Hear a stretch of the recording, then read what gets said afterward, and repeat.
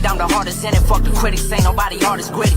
Black and brown come together, we ain't backing down. I've been in the Hardy City, got the bloodline of a king. Gotta come together, we all in the same game.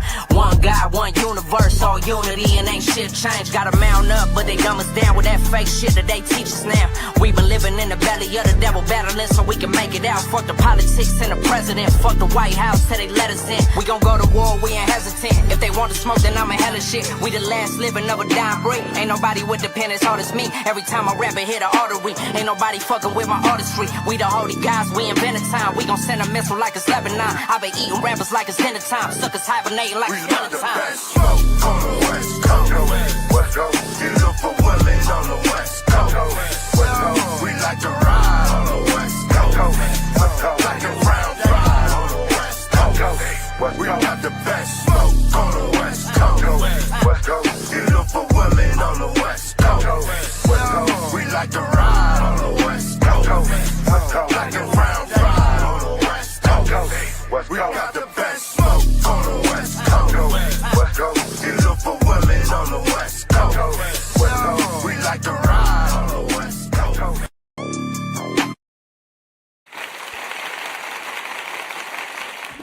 All aboard! It is time to hop aboard my spaceship, cause you are now tuned into what is the Matrix TV.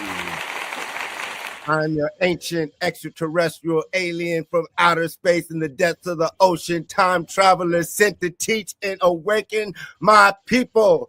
I am Dr. Jason Edwin Williams, EDD, Doctor of Education, better known as Jason Elm Street Williams. Whoa. And today we have an amazing special guest. Across the ocean, they say, even though the lands are still connected, we have a brother coming out of West Africa, the #1 host out of Africa, out of Ghana, our brother Samba Kingsley, brother John, the host for Voice of Africa. Thank you so much, my brother. Thank you. Thank you. Peace, brother. Introduce yourself. Introduce how we pronounce your name through the show, and let us know about yourself and where you're from. Okay, thank you so much. My name is Samba Kingsley John from Ghana. I am a poet. I'm a journalist. I'm also a businessman and CEO of African Youth Partnership. And, I also own the greatest page on Facebook, The Voice of Africa. So that is about me.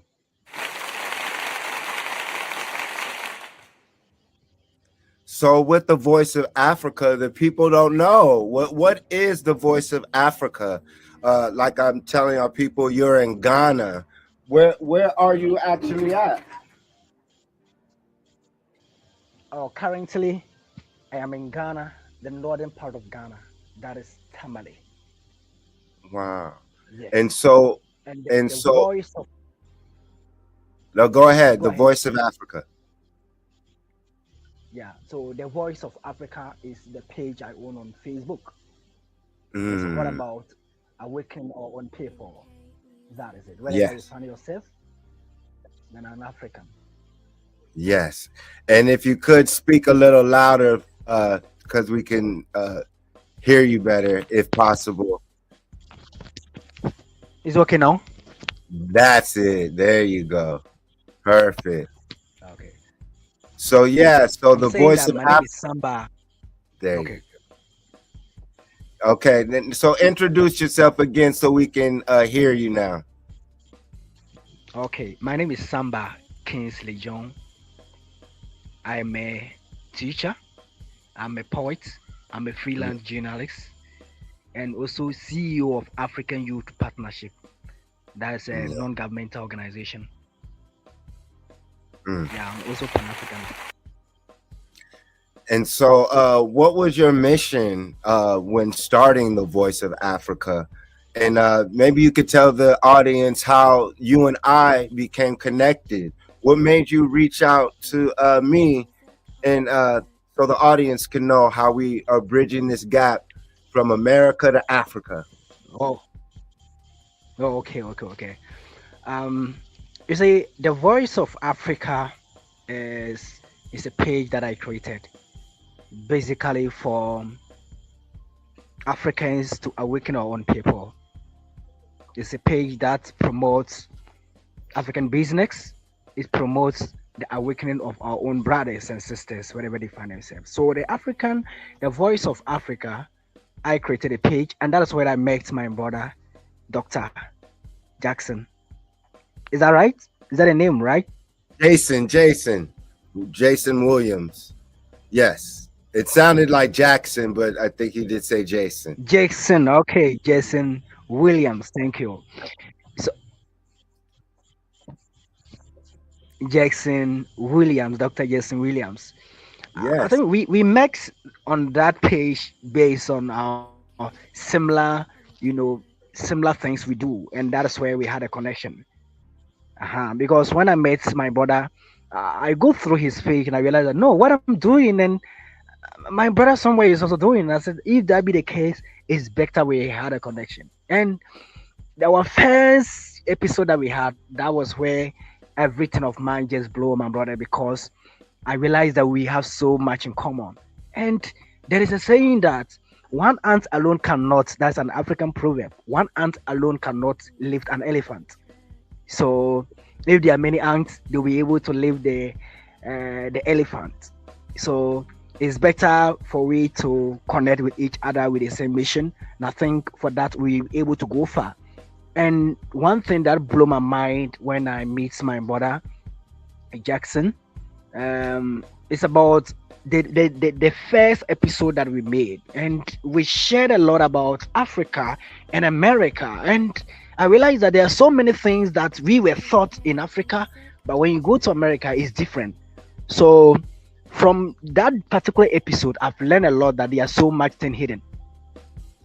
So yes, it's brother. better for we to digest things that we may see on the media here in Africa, how they portray the Europe might not be the same thing.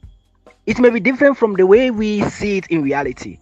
So for our first episode, I've learned a lot from you. That make me Mm, so much connected to you because I realized that it's about time that Africans have to tell our story. It's about time that our brothers in the diaspora have to tell us what is going on over there. Because the story they tell us sometimes not, it may not be the truth. keep going. So Yeah. I think it's about time we teach our own story, we tell our own story, we re-educate ourselves from what we learned in the school. So that's the reason why I created that page. Yeah, Oh, it's all about awakening our own people, and then Africa to it- become Africa again. That is all. yes. New Africa. That's the new movement. New Africa versus old Africa. The new regime. So as we get the show started with Brother John, and even I'm we that can my even, brother. what was that? And do you like, what name do you like to go by? What does Samba is? How do we pronounce that? Exactly. Because I was gonna ask you, John is colonizer name, and so we know that Africa has been colonized by various European colonies and countries. What country is occupying Ghana currently? Uh, uh, I really want the samba. I really want the samba. okay. What European country runs Samba, Ghana? samba, samba. Samba, Samba, brother Samba. Uh, what countries are running Ghana right now? Like, is Yeah. it French? Is it Great Britain? What country controls West Africa?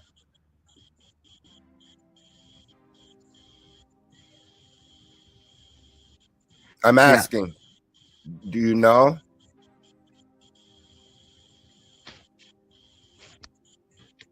Yeah. Yeah. Do you? I was asking you. Can you hear me? For West Africa is the French and The British. The British. Yeah. Mm. So, what is the climate right now as Please, far can you as hear in? me? Yes, I can hear you. Is Oh. this a? It's a delay, Oh. but I can hear you though. We can hear you. Yeah, I can hear you. Okay. So, what's going on in Ghana right now as we I can start hear the? you, please. Can you hear me? You can hear me. So, brother John, uh, are you able to hear us, Oh, okay. brother? Okay. So you were Okay. asking a question. Yes. So, what is going on in Ghana with the youth Oh, uprising? current. Yeah, I can hear you. For Ghana, I think everything is going on well. Uh, yeah, yeah, everything is going on well in Ghana. But yes, please. Continue, continue. I can hear you. Yes, continue. What's going on in Africa as we start the show with the uprising that we see in Well, South? when it comes to the youth employment in Ghana, is a major problem.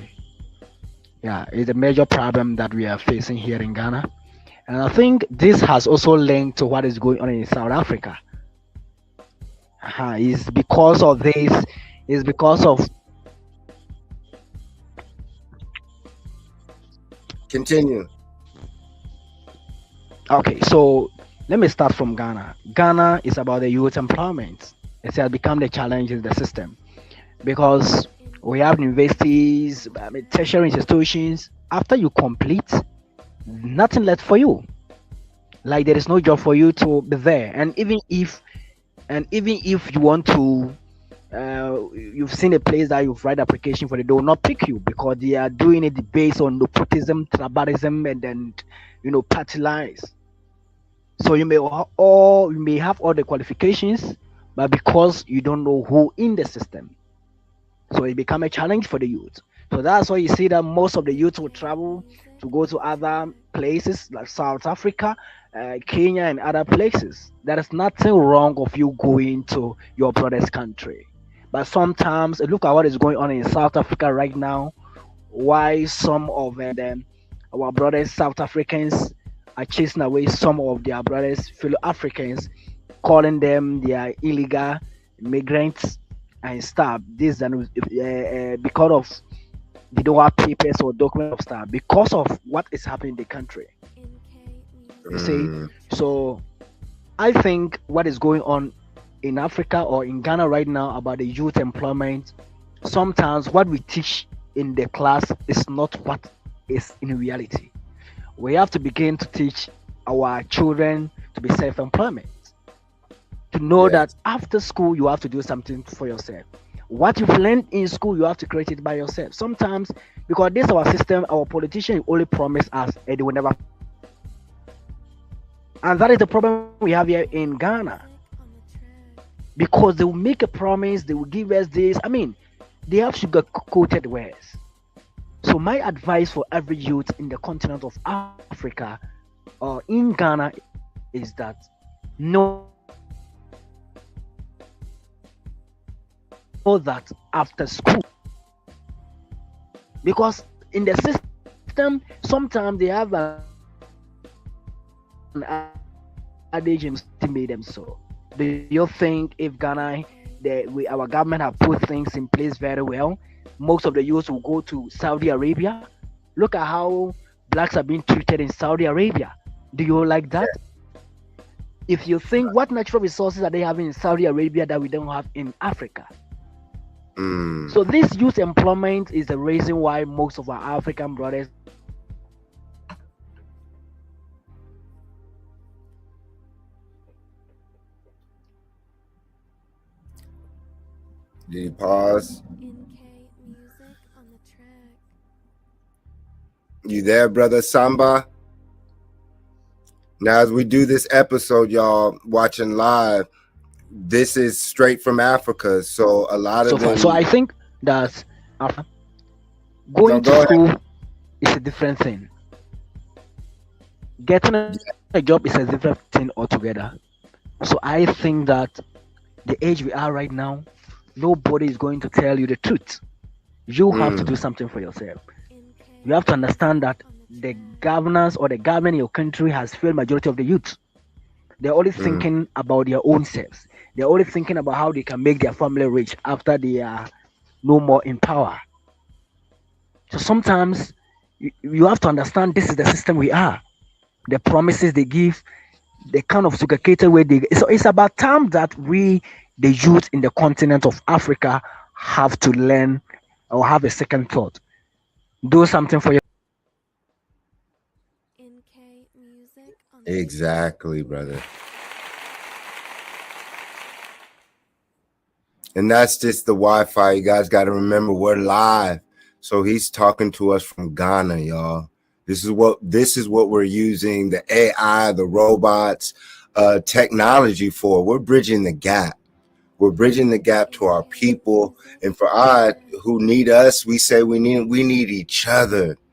This is time because I feel they it's in a sense that they dehumanize Africa to where we didn't want to be a part of it. But now that this so-called Moorish, Black, Indian, Indigenous movement is prospering, it's also time to recognize the benefits that we receive while being here in America and the opportunities that we receive. And I feel we're the gods, the superheroes, the bloodline of the gods, per se, the Netters, the priesthood of Tahuti, the Jedi.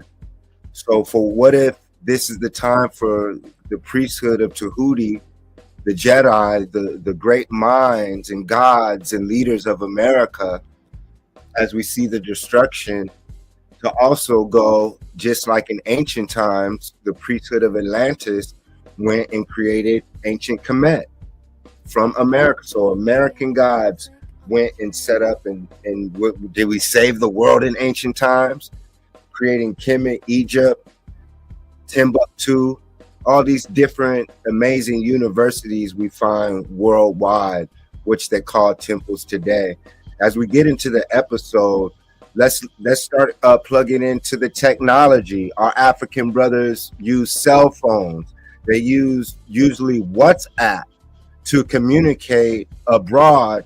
And so we have the technology, we have the funding here in America to answer all of our problems. We always complain about the cities in America, how it's racist, how we're tired of the so-called Black Americans who have been brainwashed and really have become our own worst enemy.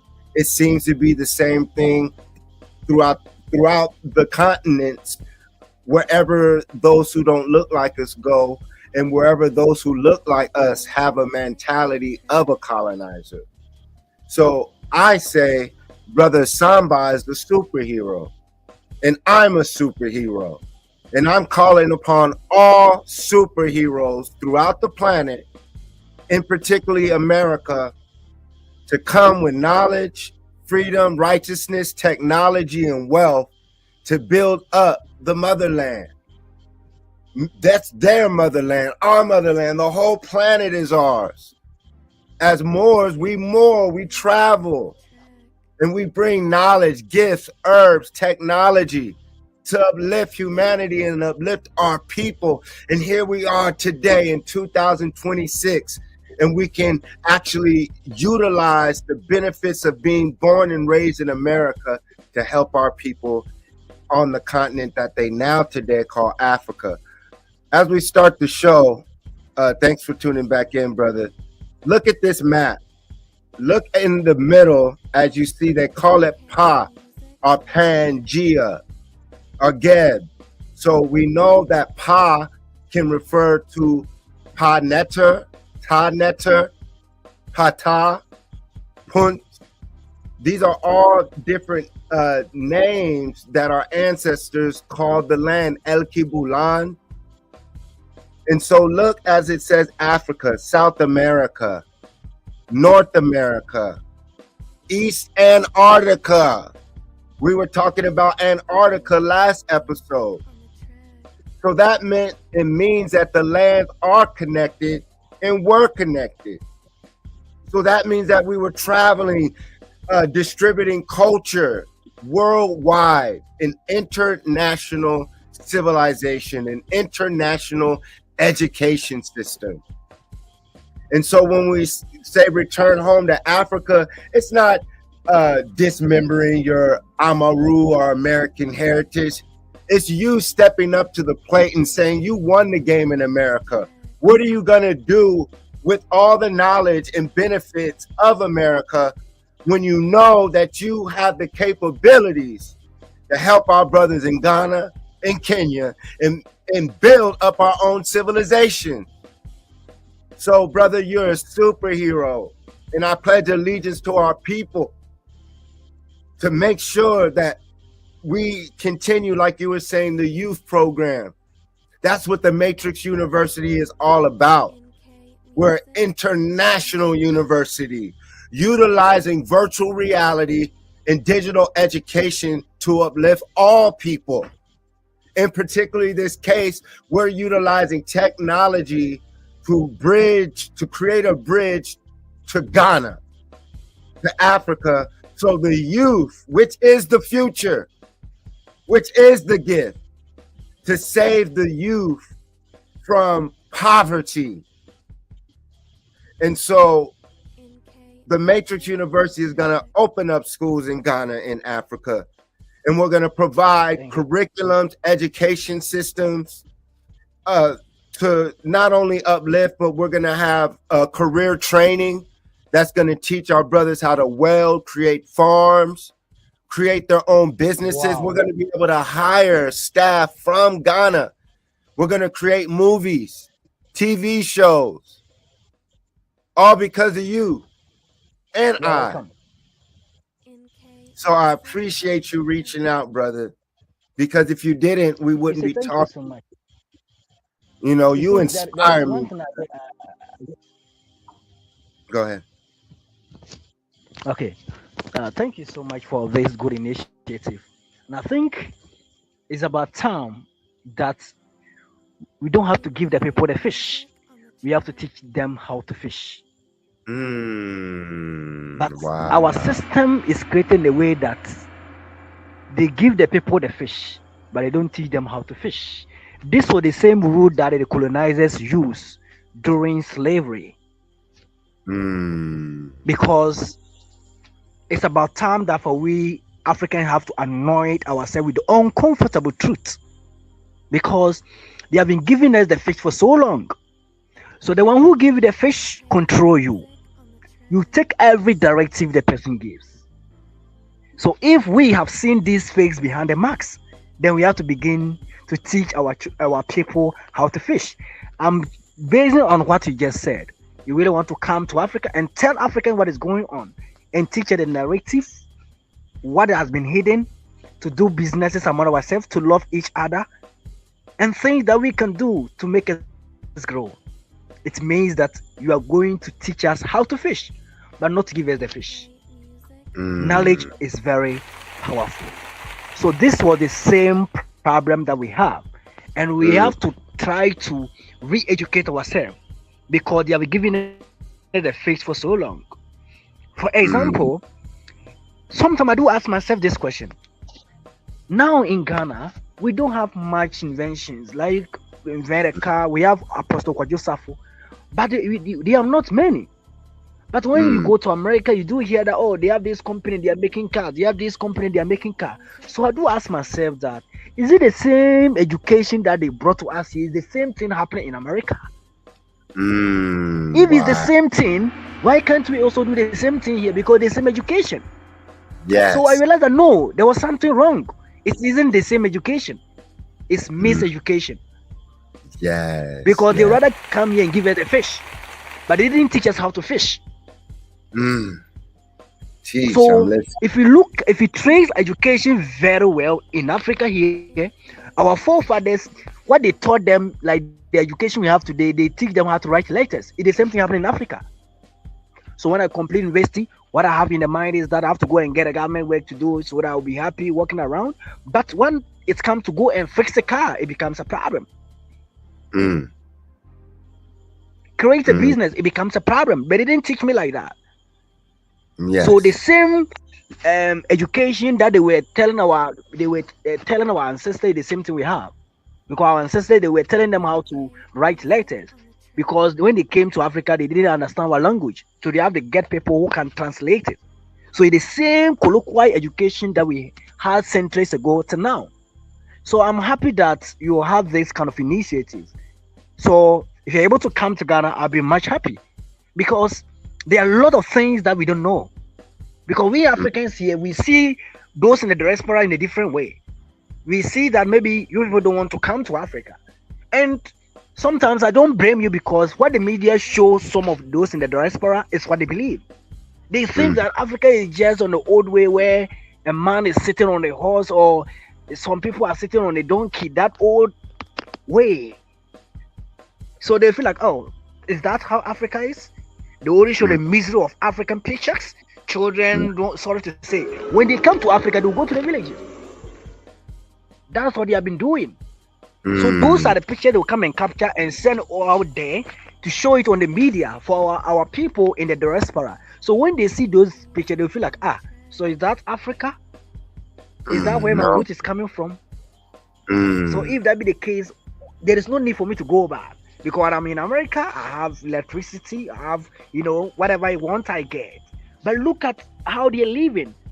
So how am I going to stay there? I can't stay there. There's no need for me to go there.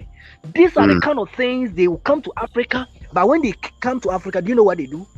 They'll start giving the villagers food, and they start taking those horrible pictures. Yes. Because we think that we those in Africa, we are jubilating because we think that NGOs are coming to help Africa. You see the mindset. But in the reality, they are not helping us in a good way. They have the agenda.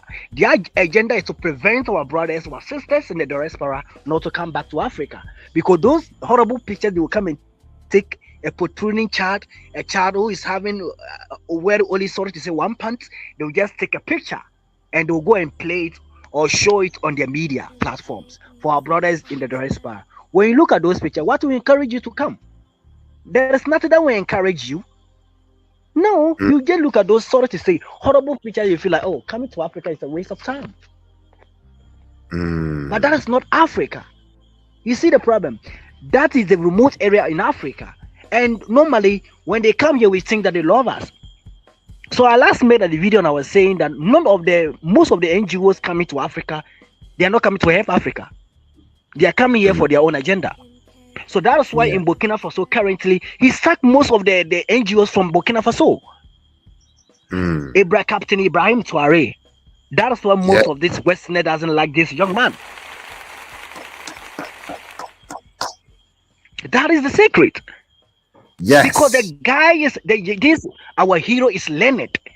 He knows his history. So every leader who knows his history, the Westerner doesn't like that man, that person. The same thing happened to our first Dr. Kwame Nkrumah. He wrote a book of new colonialism. When Kwame Nkrumah wrote that first book of new colonialism, you know why? That was the time they overthrew Kwame Nkrumah in 1966.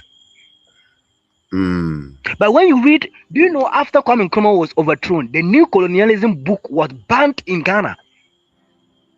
Teach, brother. But listening. When you read the new colonialism, he has given a lot of the tactics of the new colonizers. He says some of them will come like educated. They will come as NGOs. This was what they did. They don't even want the younger ones to learn. So they banned that particular book of Dr. Kwame Nkrumah, the first president of Ghana, after he was overthrown in 1966 by the American CID in collaboration with some Ghanaians. So whenever they want a black man, they will use the fellow black man to unalive the person. Yes. Because your brother know your secret. Yes. So it's about time for we to tell ourselves the uncomfortable truth. Yes. So we are in the age of Aquarius, the age of information. This is the era for we to tell ourselves the uncomfortable truth. Yes. Yes. So you know why? Now, this what is going on in Burkina Faso, South Africa. Now let's come to South Africa. Okay. You look at South Africa, for instance. What is going on in South Africa? You know the secret. And people might not know. So while Brother Samba is explaining, I'm gonna share a quick video for them of what's going on real quick, brother, so they can see, because they might not know. Because remember, in America, they also constrict and control the media. So when I was going to Africa in 2006, everyone was crying, "Why are you going to Africa?" Oh. And I realized that our people were brainwashed to hate themselves so much to where they wouldn't want to even travel anywhere outside of America. They'll travel to Jamaica, the islands, but not Africa. So they were bred to hate themselves. They were bred to hate Africa. Why? Because you nailed it. You nailed it. It's because when you as an African leader or more in America, when you discover, like you said, the potential that we have of self-governance, self-rulership, knowing, teaching, the curriculum is teaching us how to fish, teaching us how to think. Therefore, like you said, that creates innovation. The reason why you see no innovation amongst our people worldwide is because of that. It's because the knowledge, the education, and all it takes is one person. So what you're doing affects I. And when that spreads, it gives people an option, brother. It gives them an escape outside of the mental programming that they were given in the church and in the miseducation system.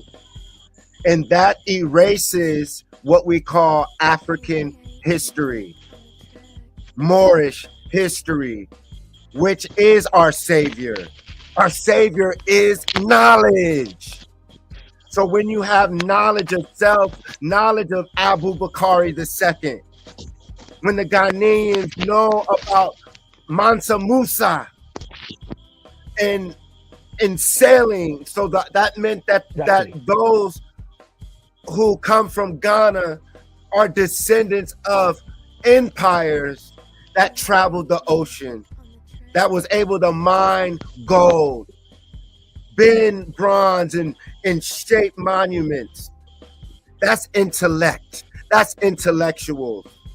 So therefore, that meant that we were trading amongst each other the whole time, brother. And so you're absolutely correct. What they do is, to the Black American, they give them a sense of pride. So since they're as a collective not better than so-called white people in their minds, they feel better than the Africans. And so then they allow the Africans who they colonize to come over and misrepresent the true people of the continent, such as yourself, that are simply asking for real help, when we can actually be the solution to fixing the world's problem, which is the continent, Africa. So we have Brother Jojo on the line, Jojo the Great. Are you there, brother? Yeah, I'm here. I was letting you finish your train of thought. Thanks. So go ahead, brother. Jojo the Great is out there. He'll tell you about his travels. But Jojo, to catch you up, we're in an interview with brother Samba. Can you hear me? Samba Kingsley, and he's from Ghana. Oh, Jojo just cut off. So go ahead, brother. Can you hear me, brother? Yes, I'm there.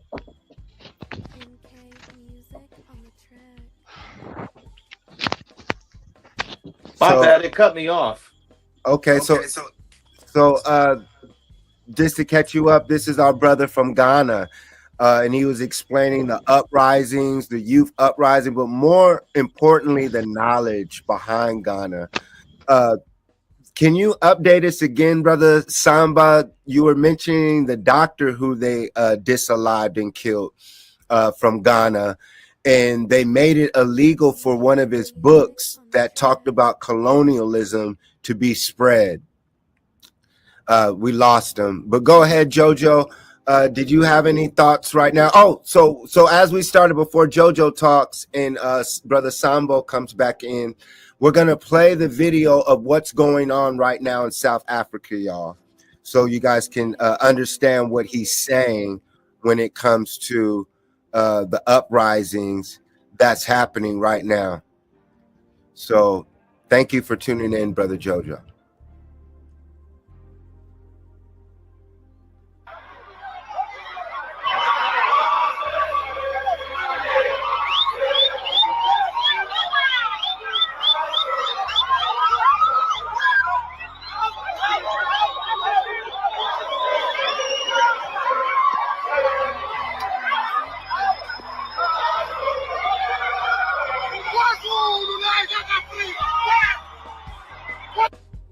Forget the black South Africans, the Afrophobia, and them getting ready to go and look for black immigrants to kick out of their country. Forget all of that.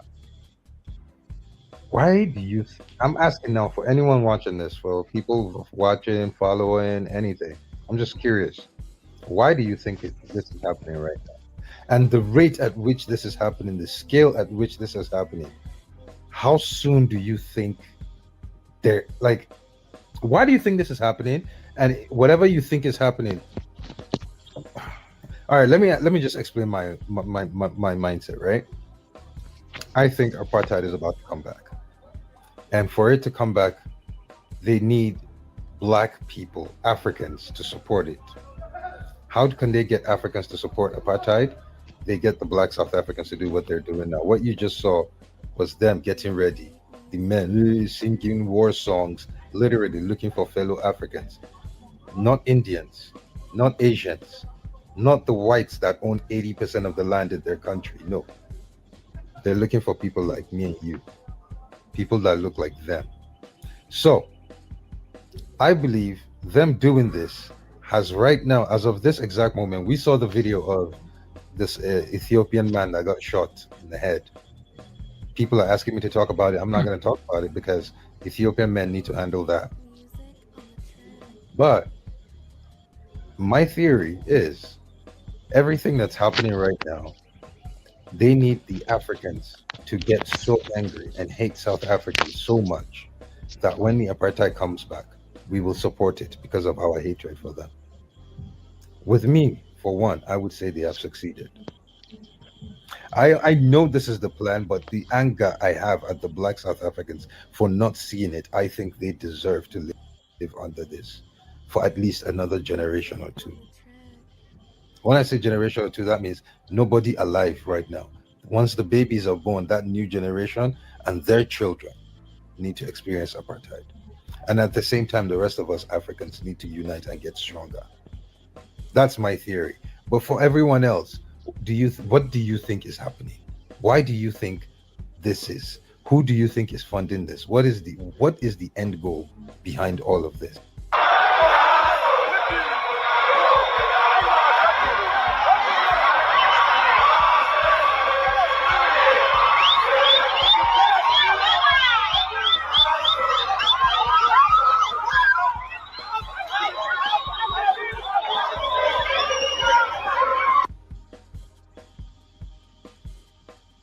What do you guys feel about that?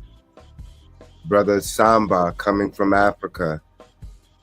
Yeah, I want to hear his perspective because he's in Africa. We in the nice place. So please tell us about that, brother. Okay, thank you so much. Your microphone, please. Okay, is it okay now? Yes, sir. Okay.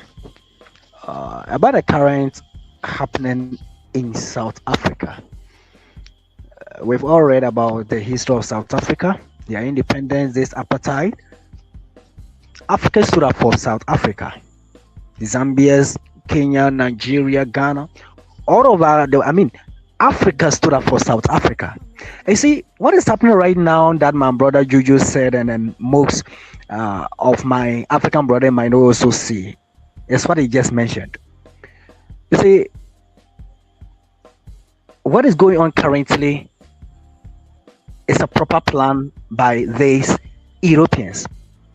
You see why? If you look at what is going on in South Africa, there is one thing they are saying: they are taking our jobs. That is only one thing: they are taking our jobs. Wow. So, but if you go to South Africa, majority of the company are not even owned by these. They are black brothers, maybe from Ghana or Nigeria or whatsoever. They are not owned by them, but it's owned by these Chinese, the Indians, the Japanese, and other European countries. These big companies are owned by them. And you see why? Those from the fellow Africans, those who travel to South Africa, most of them are going there for, something at the end of the day, they can support their family in their countries.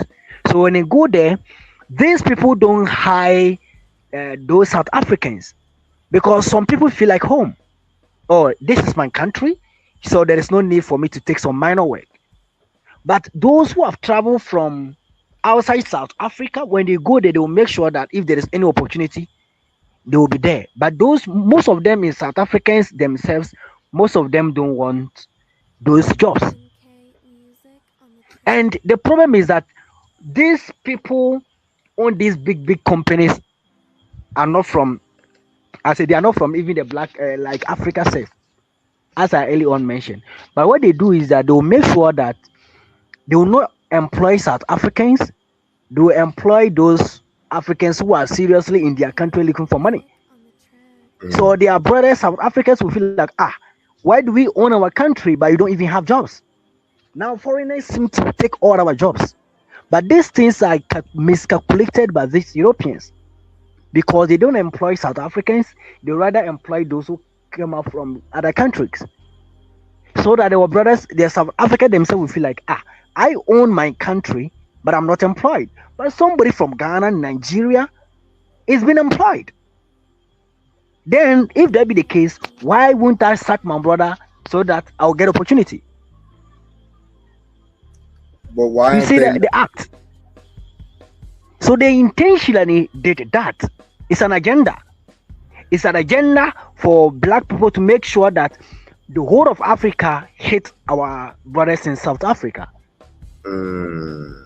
Because those Indian, Japanese companies over there, they are not giving the South Africans the chance. They will rather employ those from the other continent or other countries. So when they do that, South African brothers and sisters will feel like, I have completed, I am in South Africa, but I don't have a job. But somebody from Ghana, whenever the person just landed today, the person had a job.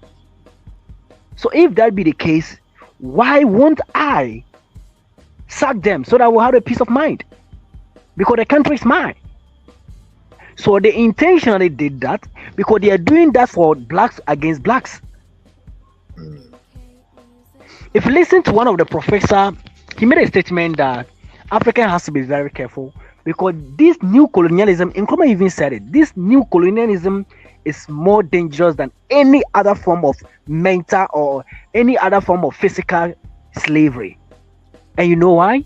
Because whoever capture your mind, they have captured your movement, they have captured the machine, they have captured everything.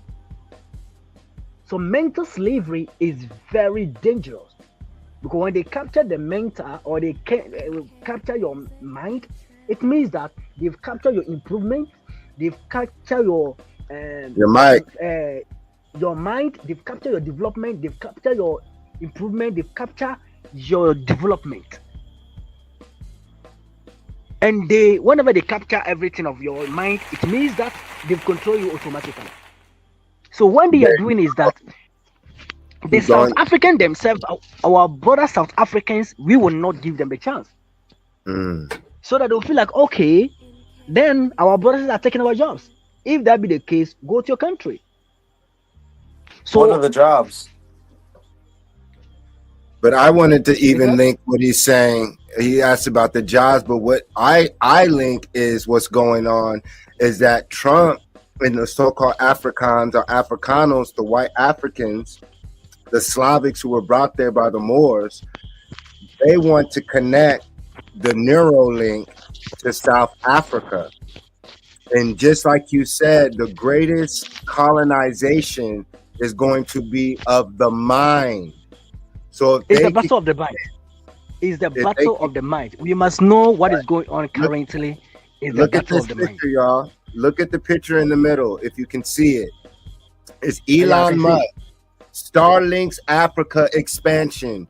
Elon Musk says Neuralink will cost similar to an Apple Watch and be implanted by a robot in 10 minutes. Musk plans to start microchipping brains in 2026. Starlink Africa expansion. South Africa rejects Starlink investment, citing Elon Musk's racist views amid land reform dispute. So Elon Musk now lines up with MAGA in a mega investment, and now we're talking about Elon Musk connecting Africans, South Africans, to make them feel better, because you know about Joburg, that's more of a modern day Americanized state is South Africa. Can I And speak about this Elon Musk issue? yeah, Okay, so if you look at what is happening currently in Africa,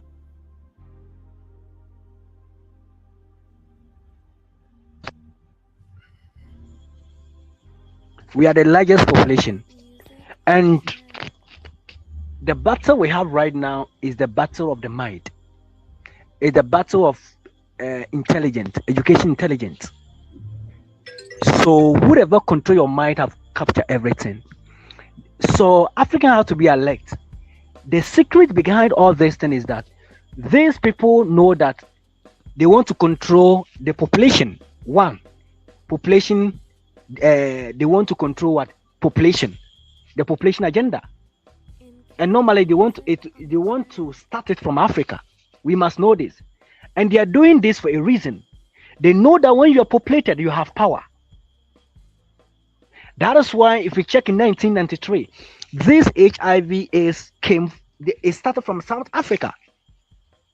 So you know that all these things happening in South Africa, they want to take the land of South Africa, and they will use it based on this. They use it based on the population. Let's ask ourselves: in Brazil, they were having black people, but today you can't see black people in Brazil.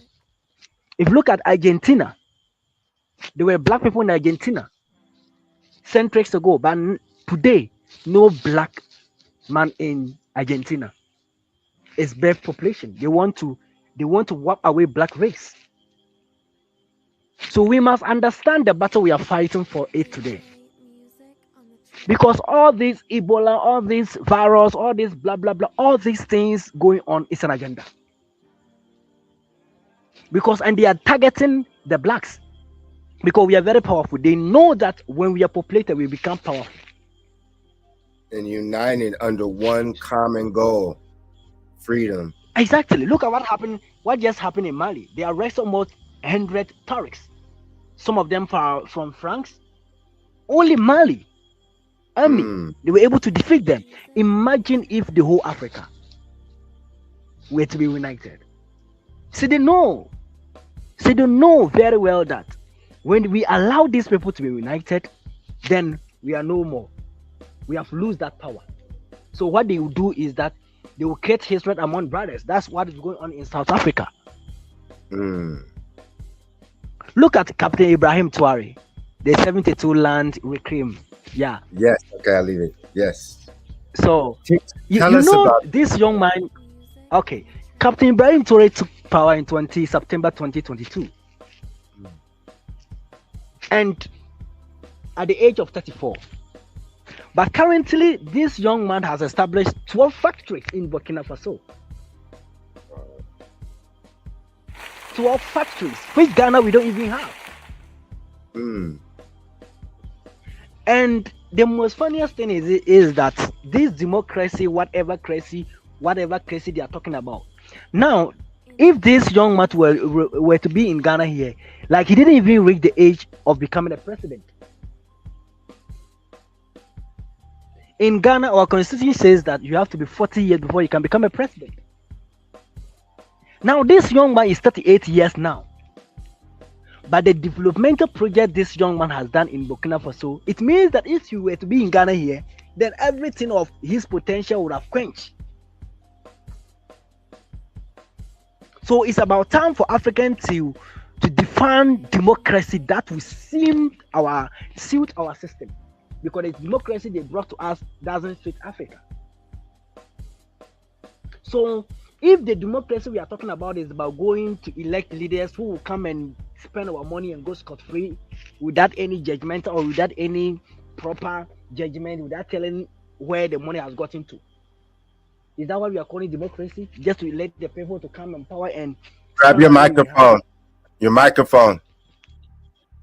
Okay, so I'm saying that we have to define democracy in our African perspective,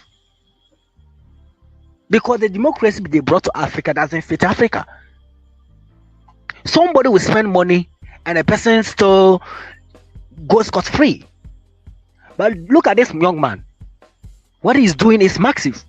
So if this is the kind of dictatorship they are calling it, the Westerners call it, then we need this kind of dictatorship in Africa. A dictator who would do something great for his own people. We like that kind of dictatorship. You see, so this young man, Captain Ibrahim Traore, is just a symbol of strength, symbol of, African awakening. He's just a tool for Africans. That is why they are targeting him, and people don't know that 1.2 billion traitor deal. How can you call somebody dictator? Why? As we're speaking right now, do you know? Some months ago, this young man said he has banned tomatoes exportation, the fresh tomatoes, because he supply Ghana tomatoes and other countries. What is that? In Burkina Faso. What can you explain what that is, please? Yeah, they are, when you look at the Burkina Faso, for instance, they are supplying many countries of fresh tomatoes. Tomatoes? Yes, please. Oh, okay. So this young man said for now they have a tomatoes factory, so they will not export any tomatoes to any other countries. And the market women in Ghana were crying because we don't get tomatoes anywhere. But this young man said he will not, export any tomatoes because they have the factories here. If you want only the tomatoes paste, you will get it. But to get fresh tomatoes, lie. So imagine. So the problem about Africa is not about the resources. So the problem about Africa is human resources. But do you know why this Western media normally do? They always tell Africans what we want to hear. Oh, Africa is having the cocoa, diamond, bauxite. We have the, manganese. We have above that kind of level. We don't want to hear this anymore. Because they don't want to talk about human resources anymore. They know that is where the problem comes. Human resources, without human resources, natural resources become useless. So they keep on singing the song Africans want to hear. We have the gold, diamond, we have the bauxite. We are tired of this. Why won't they talk about human resources? Oh, do this, it will help you. They are not talking about it because when they talk about it, Nigerian man will say our eyes will shine. We'll wake up. So they will not talk about it. So when they see any leader that try to exhibit to empower his own people, they call the person dictatorship. Oh, this person is a dictator. Oh, this person has rejected democracy. That's why they've attacked Mali currently. That's why there is an attack and for Mali and Niger and Burkina Faso. Because these leaders are awakening the other African countries. When these people took power, there was a coup in DR Congo. There was a failed coup because of these people, because they are awakening other African brothers. Currently, there was a coup even in Benin. West Africa. So there is a wind blowing in Africa. My brother, I must tell you this. There's a wind blowing in Africa. Africans are awakening. Mm. I must tell you this because most Africans are awakening from this religion stuff and other stuff. We know they use religion to tame our thinking. They use religion to give us fake hope. So we've seen all this. So most Africans are awakening now, and I'm happy. And they can't stop it. They can't. They can't stop this journey. So we need you brothers in America to come. Those in the diaspora, you will tell us what is going on there, because whatever they tell us is not what we see. They will go there and tell you different story, and come here tell a different story that our brothers don't want to come home. But when they go there, they will show you people the different colors, different pictures, different videos, which will detain you from coming back, coming to Africa. We were saying something that the first time of you trying to come to Africa, they were some kind of, what are you going to do in Africa? Yeah. Because they have been brainwashed. You see the problem. So the problem right now is the battle of the mind, our education. So we need what we are teaching our kids in the school, like colonialism. It's not a colonialism we are teaching them. We have to teach proper education. So I think your mission and my mission is great. And our ancestors get connected us for a reason. Because it's about time we tell our stories. Yes. It's about time for we to tell the truth, to the face behind the mask. Because you have stayed there, you will tell us what is going on. So, brother, Africa need you. There is a lot of potential in you. We didn't just meet just for meeting's sake, but we are meeting for you to come and save Africa. I must tell you this, because there are so many things that we don't know. I must tell you the truth. We don't know. So many information being hidden. So if you come here, you will be our eyes opener. Even if we may not even know much. So that's what we need those in the diaspora. Come and tell us what is going on. Come and tell us the history you've heard about Africa. Because there are so many things they have hidden from us. So we need you. Your mission, don't let any single thing discourage you. Yes. I know there are challenges you're facing. That is okay. But you have a mission. You must know this. And nothing should discourage you. It may be slow, but sure. You didn't do this just because you are doing it for money. If it would have been money, you would have even stayed. By now, you should have been sleeping. Yeah. I must tell you this. You are here on this planet for a purpose. You are not just here just to eat and dance and go. No. But you are here for a reason. You must know this. And you don't need any 100 map of inspiration before you move on your journey. I'm just telling you this just because I must tell you the truth. I love it. To start this kind of journey, it's not an easy job. But you must know that you are here for a mission. You are here to awaken your brothers. That is your mission. So my brother, I love you so much for everything that you put in place. I've been monitoring all your things that you're putting across. It may not seem like no one is watching, but trust me, you have a mission. And your mission, you must complete your mission. Yes. You have a lot you have to share for your brothers in Africa. You didn't take that decision just because you want to take it. Your ancestors brought you here for a mission. Africans need you. We need you the most. Come and tell us what is going on there. We need education. We need a lot. So that we can emancipate ourselves from mental slavery. Yes. So my brother, don't give up. Thank you. Don't whatever be the case. Don't. And I am. I'm excited to meet you in person, brother. And JoJo the Great speaks of greatness like that. You know, very rare in the world, but I'll say in America, Black America, do we get that love. When I went to Africa, I said I was so brainwashed through not being loved, not getting hugs, that it was almost weird to me when brothers were giving me that type of love. So I wanted to say thank you, brother. That means the world to me, because you're absolutely correct. The world does tear us down, especially here in America.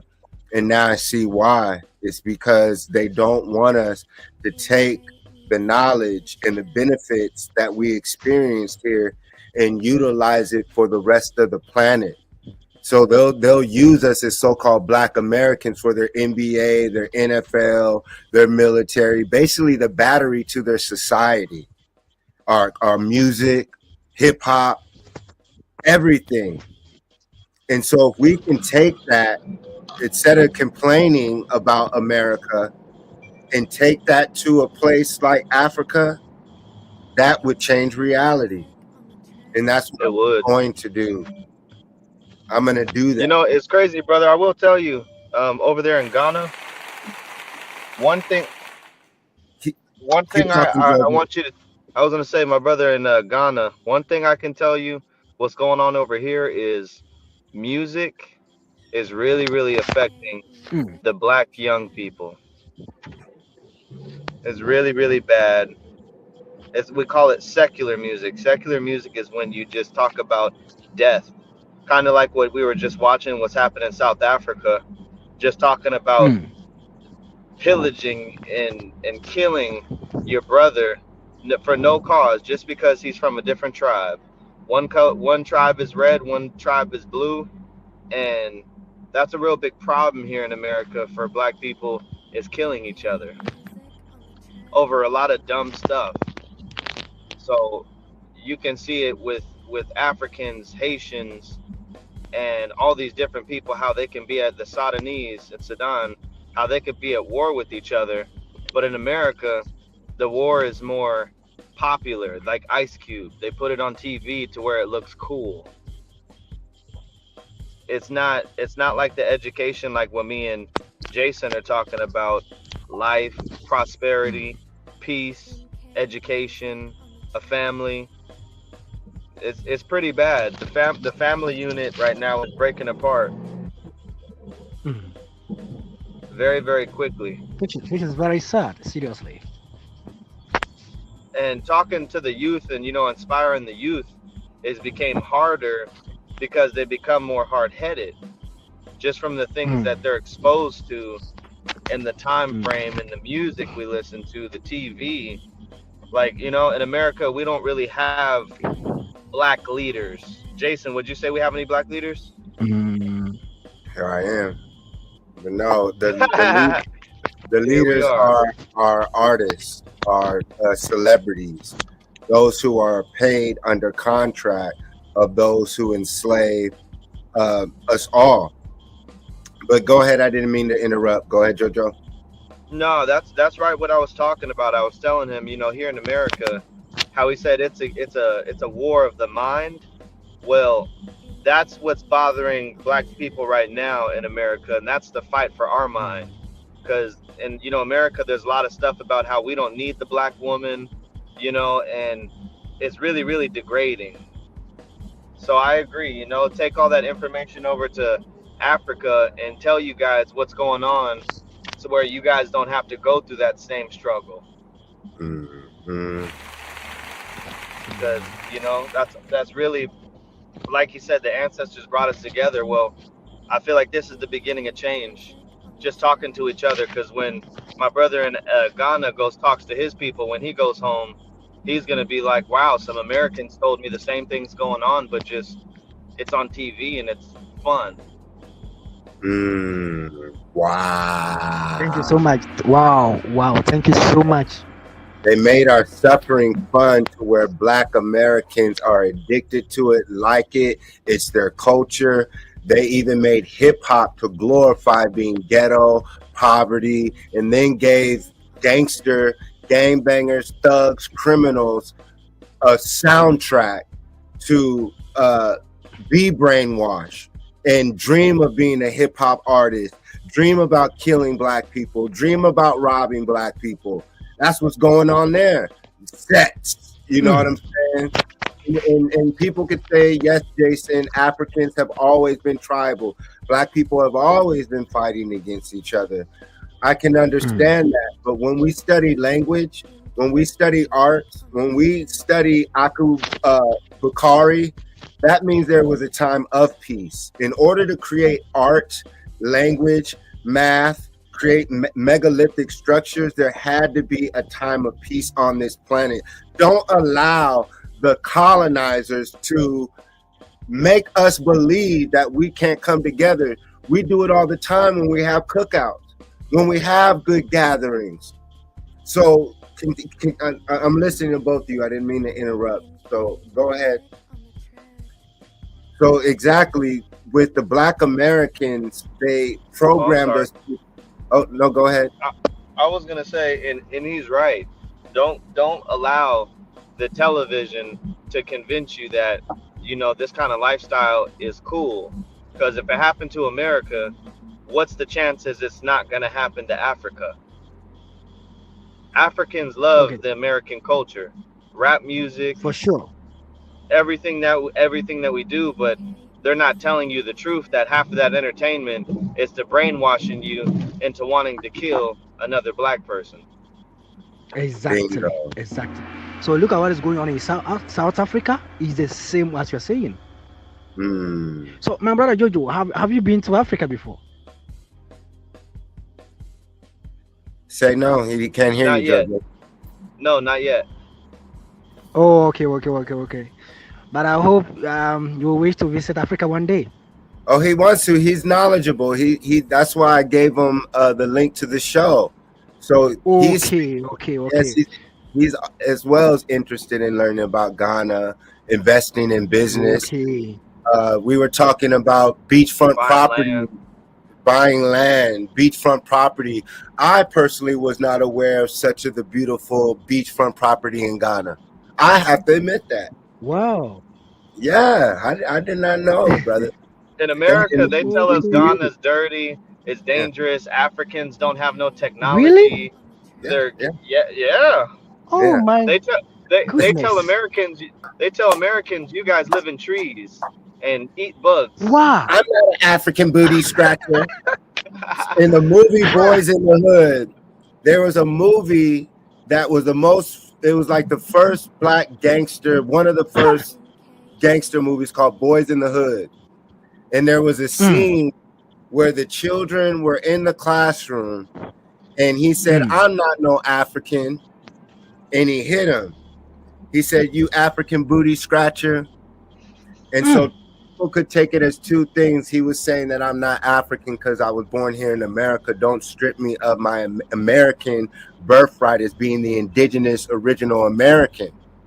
But also, it demonized Africans.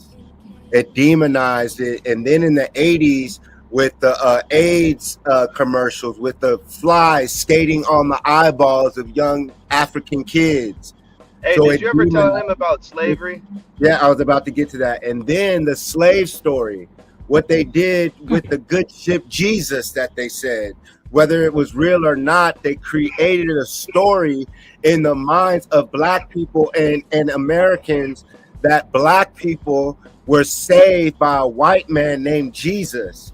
And if it wasn't for Jesus, African people would be swinging from trees like monkeys, suffering from AIDS. So they use. Wait, you gotta go back even further.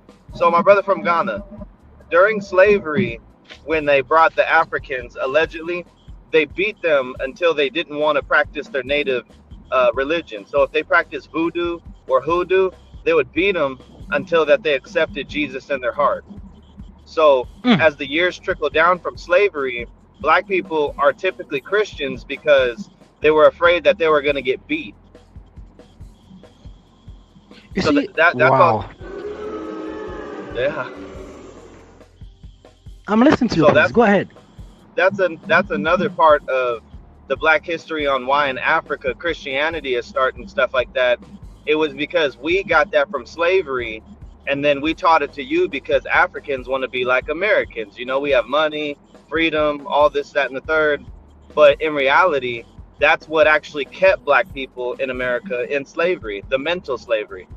You talk about mental slavery. Well, black people in America, we're not in chains. We don't have people running us down and killing us. But the music, the TV, and everything that they program, including everything from the slave Atlantic trade, made us dependent on Christianity. So even though it was born, or some of it started from Ethiopia, by the time that it came to the Americas, they were beating slaves and beating black people until they accepted it.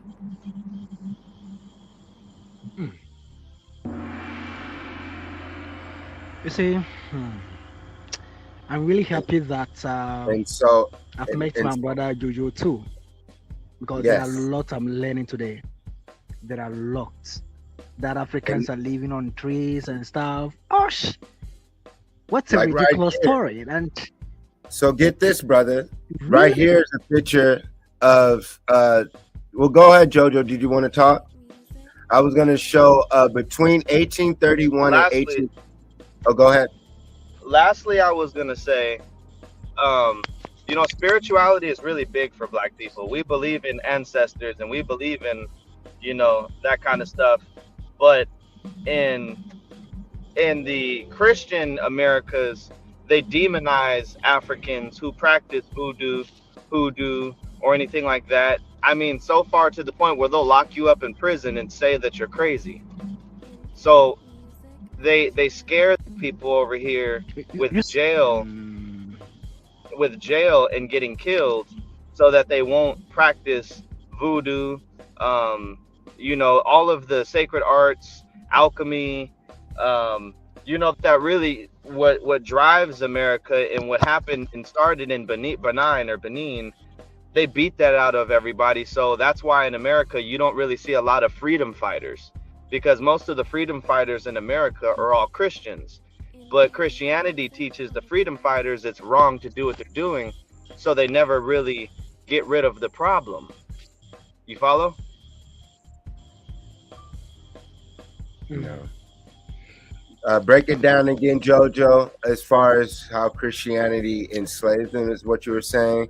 So like this picture, if you see in the middle, between 1831 and 1834, Madame Laure brutally beat, tortured, mutilated, and murdered black people she enslaved at her New Orleans mansion. So, murdered the people she enslaved at her New Orleans mansion. And so right here, what Jojo was saying, in New Orleans, the indigenous people who were enslaved, which are today called black people, when they were practicing their voodoo, their magic, their culture, when the Europeans and the colonizers came, they were murdered, they were tortured. And so that is the education system that If not eaten. they were eaten.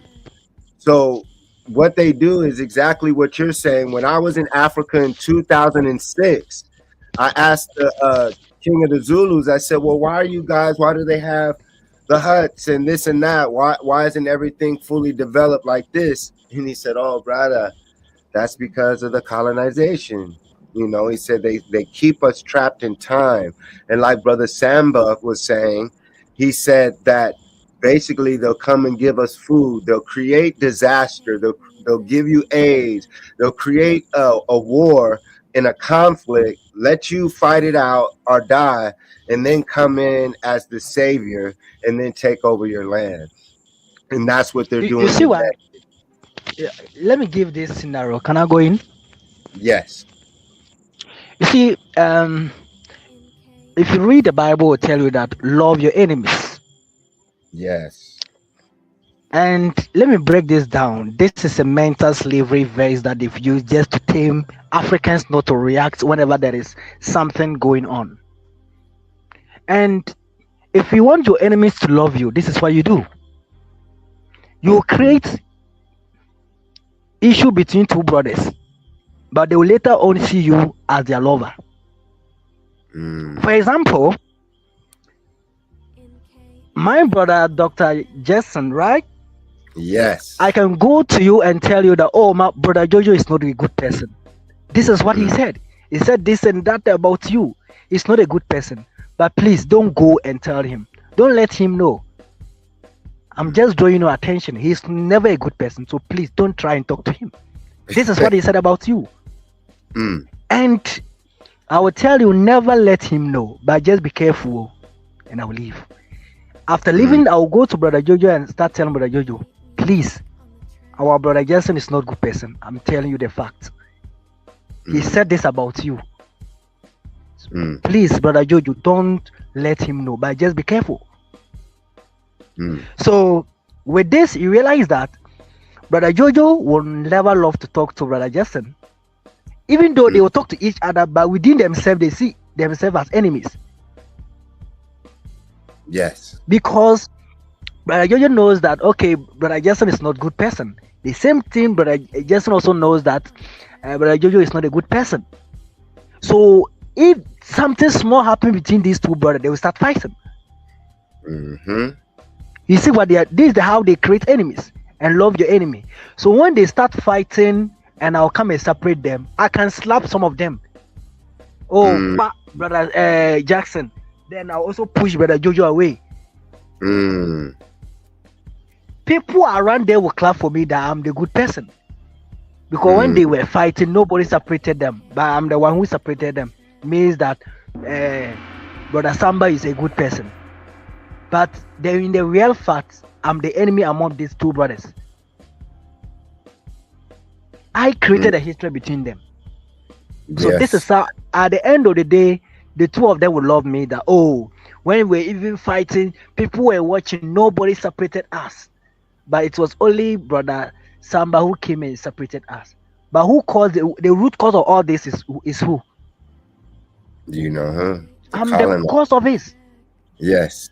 So the same thing happened in Africa. They will create the problem between two brothers, and when they are fighting, they will later on come as saviors. That's what they're doing now, because they did it. They did it already, y'all. They time traveled. Hence why Donald Trump, I call him the time traveler. Donald Trump, the time traveler. Because you're looking at the descendants of Slavics. They're slaves. The white South Africans are slaves. Their forefathers are the colonizers. Whether they're the Moorish ones, the black ones who sold us out to the so-called white ones. That's why you see Ethiopians who are under the Christian church, under the veil of the Vatican. But Jason, I would advise you to take a time so that we look into King Leopold later. That he sent to the King Congos. Leopold. Yes. Just take a time so that we go through that, and there are lots for you to reveal. It will tell the root cause of Christianity in Africa and the agenda. And I will tell you the reason why our brother Jojo was saying that they said Africans are practicing voodoo and stuff. Let me give you one example. Africans believes in spirituality. That is true. When you come to Africa, for instance, our ancestors, if somebody travel, like they have a son who have traveled for years and they've never seen the person, they have the way of calling their ancestors. Some of them will fetch water in the calabash. They will fetch water in the calabash. Then they will call the person. They will perform whatever rituals. Then the person will come on the water for them to see where the person is. Please, are you listening to me? Yes. So in Africa, when you have a son who traveled maybe from 20 years ago, in the olden days, that's what they say Africans are practicing voodoo. So when I have a son who traveled for years and I don't even know his whereabouts, what I will do is that in Africa, they will fetch water in a calabash. You know calabash? No. Calabash is a wooden. In the olden days, that's why in Africa they used to drink. It's a particular tree that bear. Let me see. I'll just look at it and send for you. It's a fruit that bear a biggest. It has something like around like I don't know. Watermelon. Do you know watermelon? Yes, yes, yes. Yes, Super. it's something like watermelon. Mm. But they will divide it into two. Then they will remove those fruits inside. Then they Oh will use wow. that Okay. one as And make it a bowl. yeah. They'll use that one. They'll use that one to drink water or whatsoever. Mm. So that was what our ancestors were using. So we call it calabash. Okay. Or when you search it, you even say it. So it's like a watermelon, but they will divide it into Mm. two. Then they will Okay. remove those fruit inside. Then they will use it to drink water. Wow. So in the olden days, for instance, when somebody got missing and they don't even see the person, they have a ritual they perform. So they can fetch water in that calabash I'm talking about. Then they will make rituals. Then they will see the person inside the water. Either the person is alive or not. You will see it. So when they came to Africa here, they've seen our ancestors doing that. So they start calling that evil. But I'm just giving you a secret about all these things. It wasn't evil. Yes. It Correct. wasn't evil. It was technology. And let me Thank teach you the technology I'm talking about today. The technology is the phones and the phones and the laptops we are using today. That is the same technology. Because use they will see the person wherever you are. They will fetch the water and perform rituals. They will see the son or their daughter wherever you find yourself, either you are dead or alive. They will see you inside the water. But Mm. as I'm speaking to my brother Jojo and my brother Jason, can't you see me? Yes. We can see each Technology. other, right? But that's what we Yes. call it technology. But if I fetch the water inside a calabash and I see my daughter that is still Mm. alive, they call that one evil. They call that one voodoo. That's and there You you see go. how they And that's is it not the exactly. same thing? Yes, exactly. So what they're trying to do to Africa, brother, is exactly what you said. They're trying to wipe out the memory of exactly what you said, using your body, using nature to perform what they call magic, which is simply our culture. That's our culture. Exactly. We are a magical people. And so when We they're in Africa, our hence, ancestors don't pray. They command things to happen. right. So hence why you They don't said pray. they worship a jealous God, because they know that they're jealous of you. When they came amongst you on all lands, whether it's Asia, Africa, India, Antarctica, they found you and they found your education system. And when you applied your education system, which is your culture, you can create anything, and that's what they're restricting, your imagination. So they don't want you to Exactly. being free, because you can go and look at an Ogun statue. It reads, Ogun is the Orisha of technology. He is the Exactly. metallist, the engineer, the scientist. Ogun makes technology for agriculture, society, and the military. Without Ogun's technology, you would be unable to defend yourself. Venerate Ogun, financial support, African technology. So within our words, within our language is technology. Knowledge is technology. So we're actually Exactly. we're conveying Thank you sacred so much. geometry symbols. So the letter A, B, C, D, the letter A is a symbol, the letter B is a symbol, and it forms Thank you. sentences. And these sentences are just like jail. When you go to jail, they give you a sentence, whether it's a sentence to death, sentence to 44 years. So that means that the language is binding us. But when we have these conversations, it can free us, because that's using the technology within and without, using your mind, your Exactly. body, spirit. You, to you communicate. just remind me when I was teaching.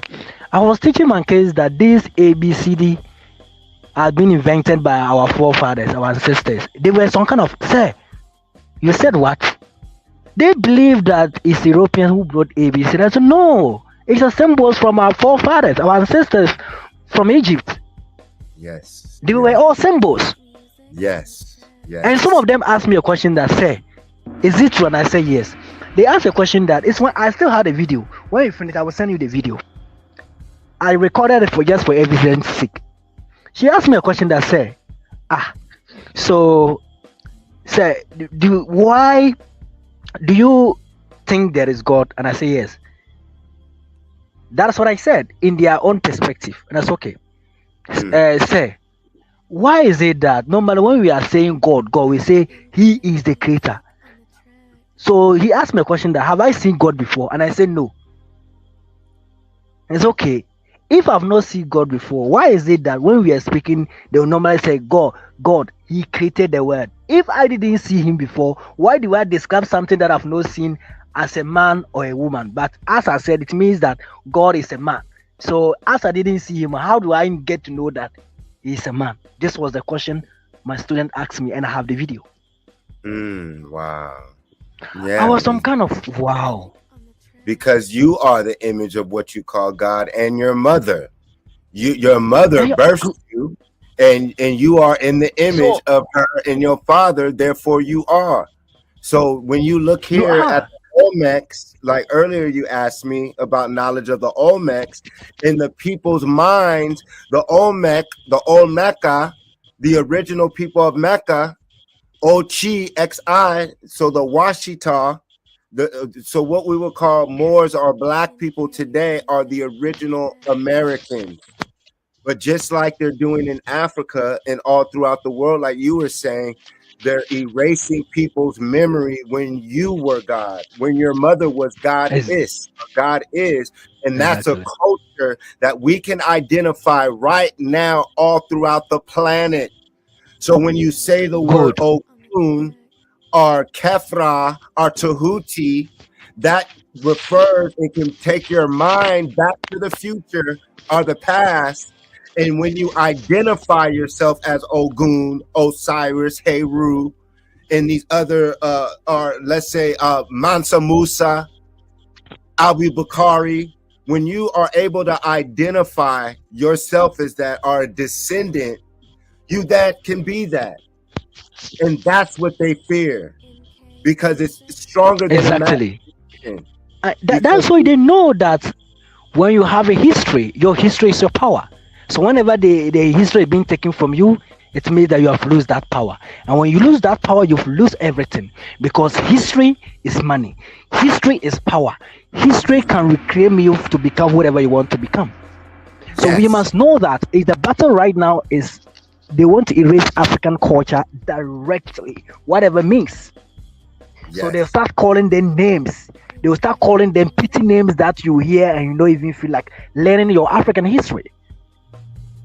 I was asking one person that, hey, do you believe in African spirituality? The person says no. And I said, okay, what is energy? Or is the energy is ability to do work? I said, okay. Now, let's look at the engine of a car. Do we have wires inside an engine? The person said no.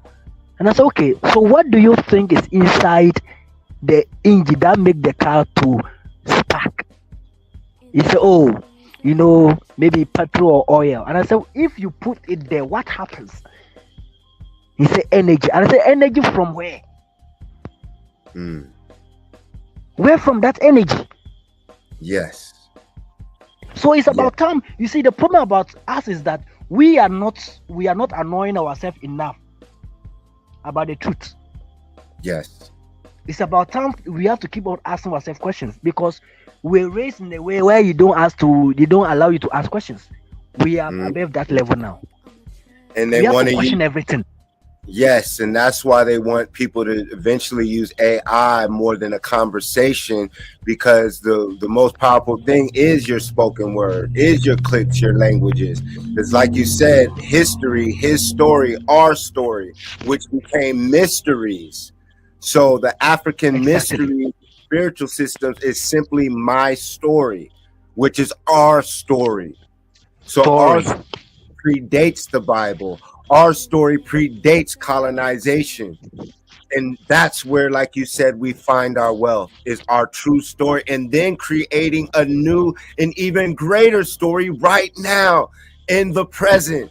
which is the gift. The greatest gift of all is the present. The present time for us to change the past in the future. Are you going to allow Exactly. us to be demonized to where our culture is erased and they replace it with the Hollywood Christian agenda? Are you going to be a part of the story where you You saved see, humanity and saved Africa, saved imagination, saved knowledge? And exactly. That's the problem we have, because if you look at the African like education in Ghana here, even the history we are teaching our children is not the history that's supposed to teach them, because we are teaching them the history about only colonization, what they came and did. Oh, they came and built hospital, they came and built ports, they came and built whatsoever. This kind of the history that we don't even need it. Wow.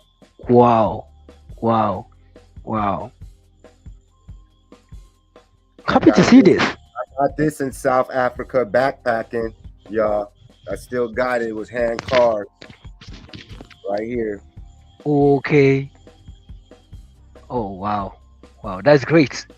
And so, like you were Then saying, when you come to Ghana, there are lots you learn. When you come to Ghana, there are a lot of things that you learn. I'm telling you, because So, right. there are so many places we will go. There are so many places, and realize that if we don't go back to our history or our culture, then we've lost a lot. You look at a place like Bongo, Tongo, in the northern part, there are lots we can learn there. I'm happy to see this. You see, so the problem is about Africa is that we have to begin to teach ourselves. Now, I'm happy meeting my brothers today because I've learned a new thing, how they portray Africa, and you are telling me today, I'm even shocked. So imagine if this keep on happening. Most of our brothers wouldn't love to come to Africa. So, Brother Jojo, thank you so much. I've learned a lot from you. Wow, that's great. I got this from South Africa too, y'all. And like the brother said in the video, the ranger, he's an Afrikanos. Hopefully I could play it for us. He was showing, he said, it's not South Africa, brother. My forefathers, my ancestors created that. This is Africa, man. He said, fuck South Africa. This is all of Africa. And I said, wow, because I had a so-called white ranger, Afrikanos, pull a rifle in my face. So I was fighting racism when I was in Africa. Matter of fact, y'all, since we're on the topic of it, let's see, do I got a video of it? Before we end the episode, I'll play a video of me in South Africa as well. But once again, go ahead. We were talking about the wealth. Look at the hand carving. Look at what our brothers and sisters can do and what we can eventually do and create an ecosystem to where in America this is cool. When you come to Ghana, the symbol of the elephants and the snakes, it has its meaning here in Ghana. Most of the chiefs. Your microphone up. Your microphone. Okay, I'm saying that if you come to Ghana, the symbol of the elephant, most of the kings are having it here, and it has a meaning. And for these two, we have it here. Most of the things I see. What animals are in Ghana? Yeah, let's talk about it. What animals are in Ghana? We're talking, okay, we've been talking about the politics and stuff.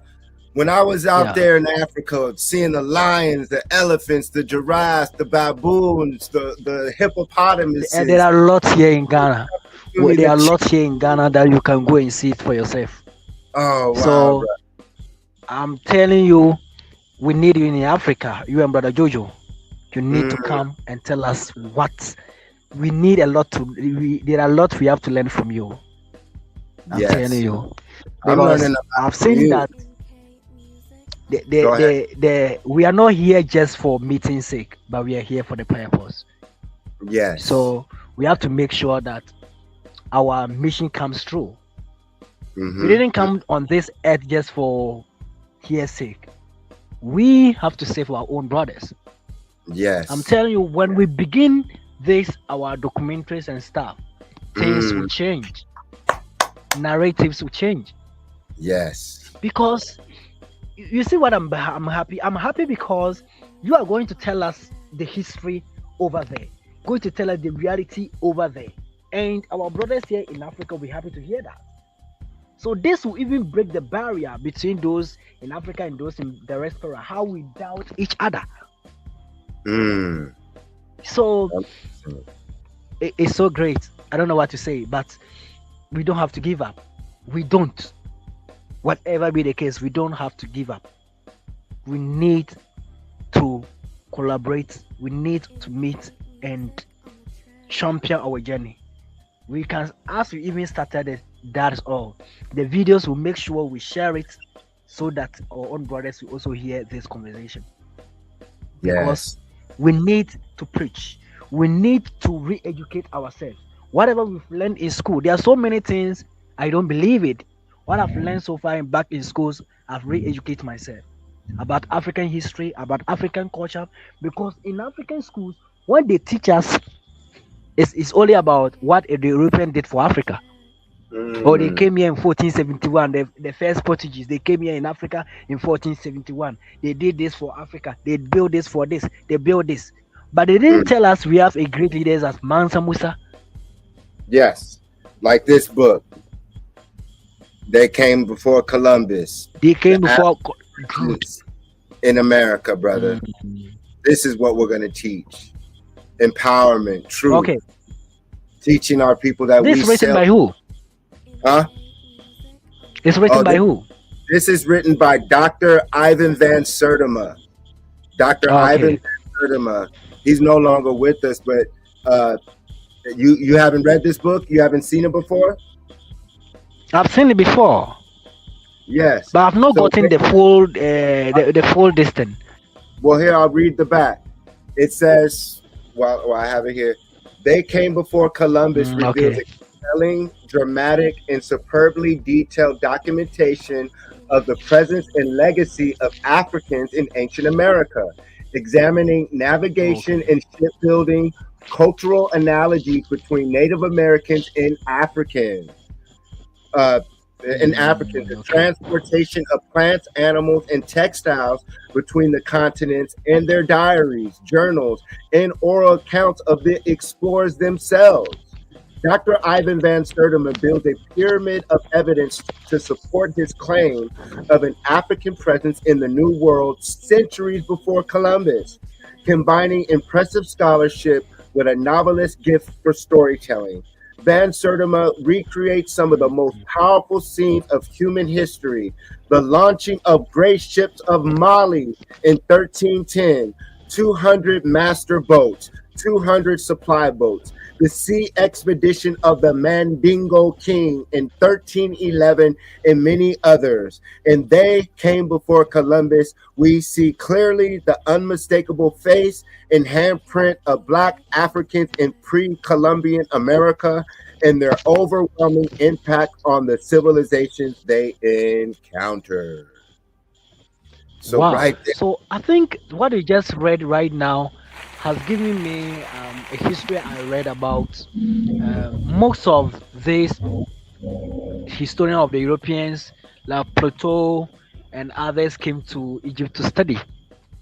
Yes, they did. As you see right here, this is the director of the FBI or CIA, J. Edgar Hoover. So when we talk about crack and hip hop, how so-called Moors and African people, indigenous people, demonize their what they call witchcraft, their magic, their culture. In secret, the leaders, the so-called white Africans, the white Americans, their leaders practice our African spirituality in secret, brother. So that's thank you so much. And you see, one thing you just mentioned about witchcraft. You see, we have to re-educate ourselves very well, especially on this witchcraft. You see, when the Europeans came to Africa, for instance, they were seeing African performing things they've never seen it before.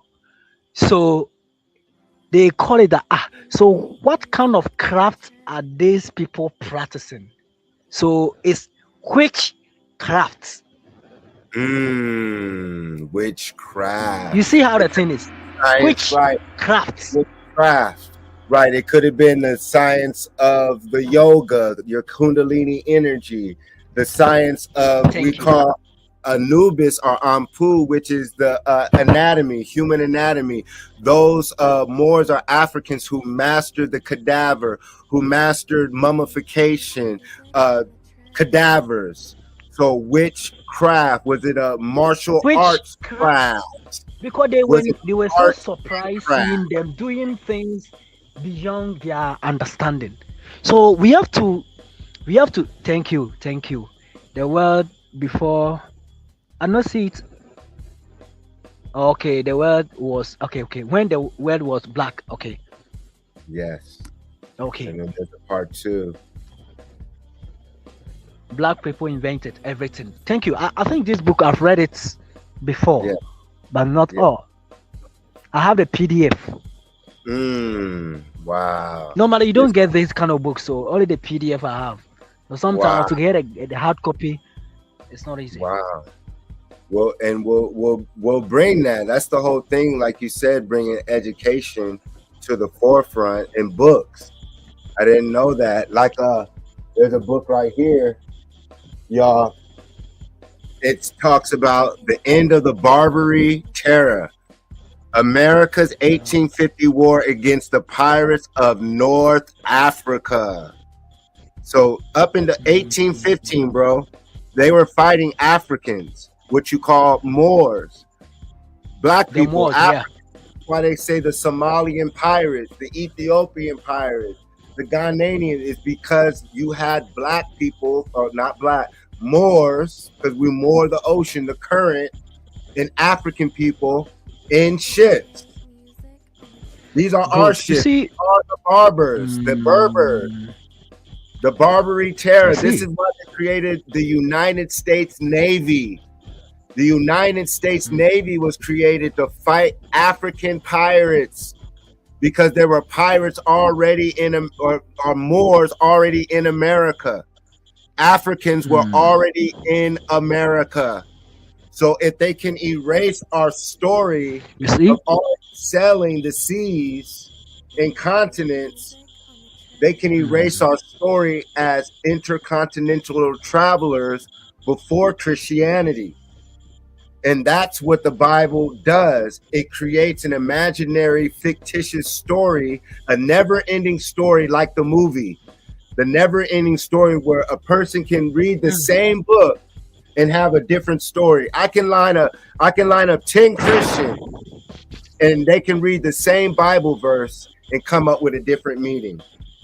1 + 1 is supposed to equal 2. 1 + 1 isn't supposed to equal 3 when I ask the next person. And that's what we find, like you said, within our culture. We find factual evidence of advanced African civilizations and indigenous civilizations all throughout the planet, in particularly Africa, in particularly Ghana, gold, Ghana, gold, Guel, because gold is in Burkina Faso. The largest gold deposit is in Burkina Faso. So that means Hey, that loved you got, ones. yes. I'm sorry to cut you off. Hey, I just got to the gym and my phone is on low percent. I love you guys so much, and I want to encourage you guys to maintain and to continue, because it's really, really inspiring hearing both of you guys just go back and forth. You know, you got American and then you got Ghana coming together. It's really, truly so beautiful. I love change, and I'm glad to be a part of it. And this is really, really amazing, you guys. Oh wow, thank you, Joe. thank you so much, I'm about to catch you Jojo. guys in a minute. Do you have Facebook accounts? Which name do you use on Facebook? So that I can follow you. Jojo, He says what? you had a Yeah, question? Jojo, I'm asking either you have an Facebook account so that I can follow you. Yes. Oh, I'll have Jason send everything to you. Yeah, he has Okay, no problem. an Instagram account. All right. Well, Jojo, where I can love they you find guys. you? Jojo, where can they find you on Instagram? My Instagram is godsent, as in God_sent. underscore God sent. I'll type it right here in the chat. How about that? Okay. And I'm gonna play this video, you guys, of me in South Africa. As a person, what have I told you? All right, let me go. Going through here, can you tell them the stuff that This is I'm going through so they know I'm 2006, not South lying? Africa. Oh yeah. Oh, it's like I'm at a nature reserve. actually here to learn about nature, and it's actually just who's going under hard time. He's actually telling them how they destroyed us as Africans, how they are actually separating us from being together, how they don't like. He's actually being casted out. He's actually being. They all hate him. They all don't like him, but he is actually sticking to his word. He's actually telling them the truth, who they are, how bad they made up, how bad they are making us to hate each other. They don't want us anymore, but we are all one thing. We are one blood. We are the original blood. Stand and be one thing again and lastly. All like the guys out there who wish what we can come for.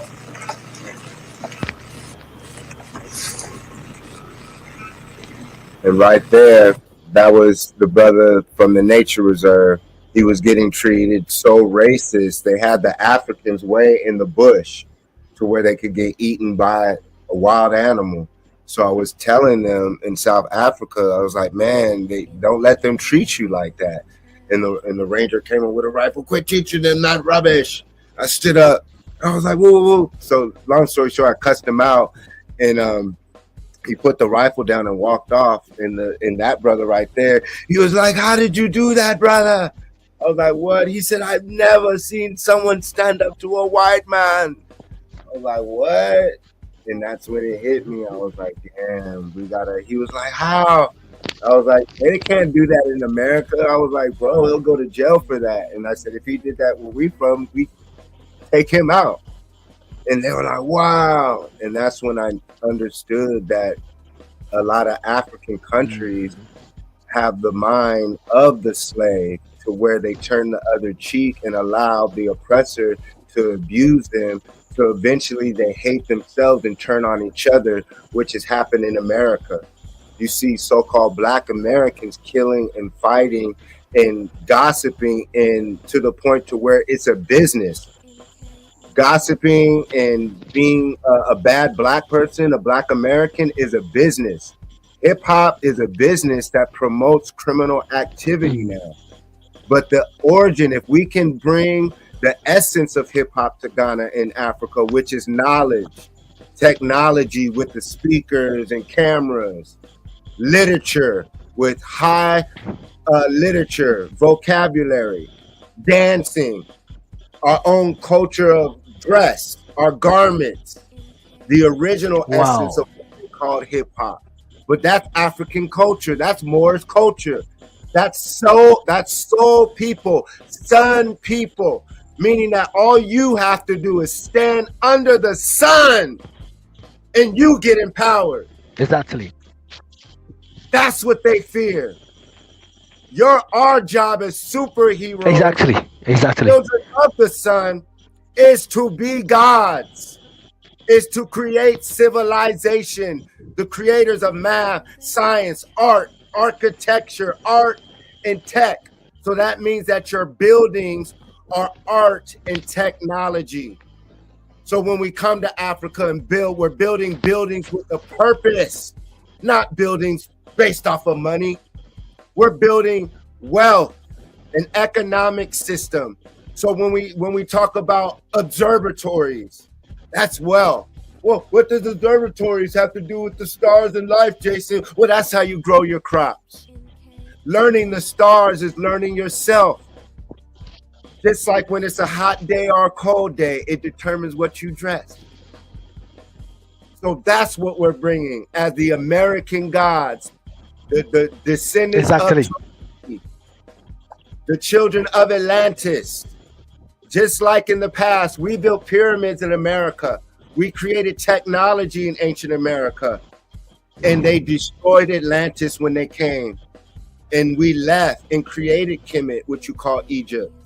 The original colonies of Egypt are Americans who transported their education system and technology and built up what we call ancient Africa today. So now, as the children of the Jedi, we have our brothers and sisters in Africa who need our assistance, meaning that they are doing for themselves, unlike a lot of the Black Americans who have electricity, running water, clothes, opportunity. What are you doing with it? What are Black Americans doing with their wealth and time on earth? When you know your brothers and sisters can use your assistance, which will free Black Americans from being Black, because your African brothers they'll love us, because they do, as long as you love them. And that's the key. That's the answer to the problem, is the unity of the American gods and the African gods. The culture. Exactly. Thank you. Thank you so much. Build these virtual reality campuses, digital campuses, to where we have students from Ghana putting on headsets. Let me show you real quick. Wow. Thank you so much. We're gonna do this right here. They put on the headset, and now children and students and family in Ghana, in America, can talk to each other. They can get an education.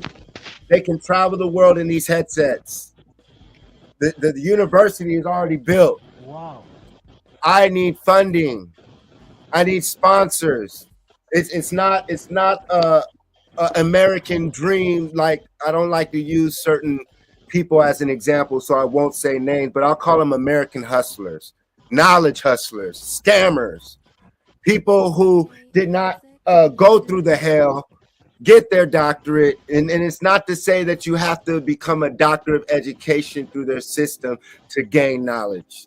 Remind myself that, and anyone watching. But it is to say that in their system, you have a brother who is a real doctor. So go ahead.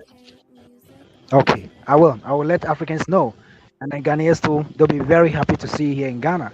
But what do you have for Africa? What message do you have for us? See, my battery is running low. Okay. We have the Matrix University. I'm bringing an ecosystem. We're going to be able to supply jobs, not just knowledge, not just talk and rhetoric.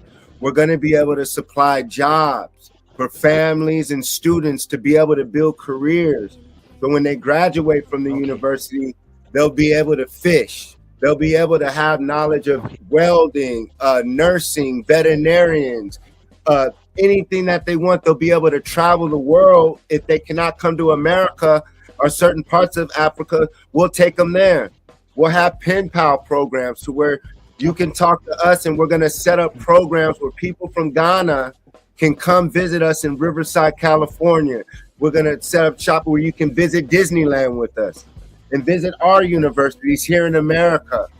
So we're going to bridge the gap to where when I go to Ghana, we're coming with knowledge and information, and we want a building. We need a building.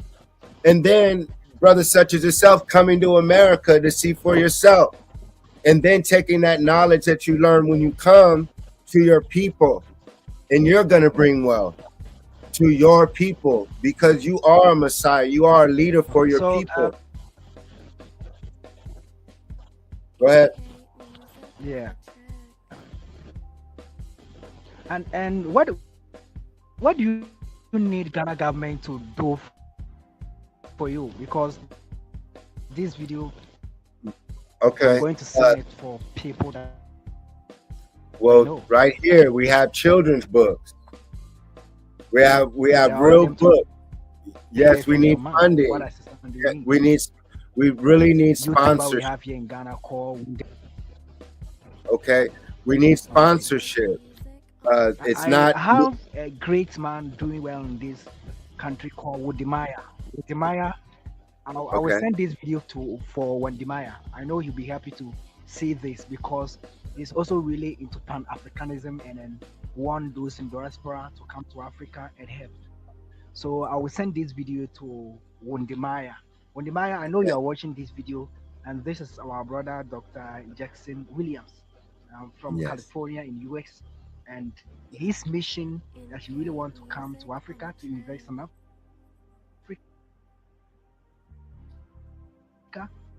There are lots you really want to share for Africa. So Yes, brother. Wandimaya, I will send you. I know you will take action on this particular video, and so that our mission will come preach about Africanism. And if Africa can be great, we need our brothers and sisters from diaspora. Williams from California.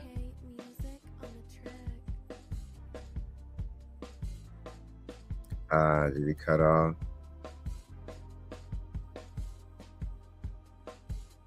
Hmm. Well, hopefully he comes back.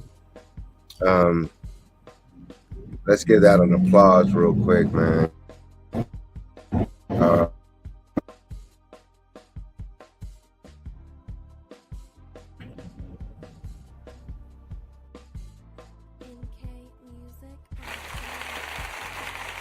Yeah.